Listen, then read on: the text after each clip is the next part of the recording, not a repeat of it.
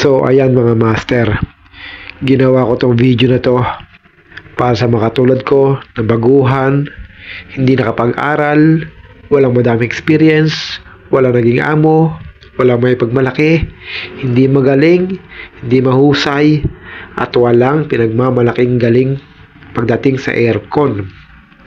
So ayan, intro muna tayo. So ito na nga mga master, ito ay encouragement para sa inyo lahat, sa mga baguhan pa lang, sa mga possible pa lang, sa mga interesado sa aircon at gustong kumita. Lalo na at bata ka pa, gusto mong kumita, mag-aral ka, master.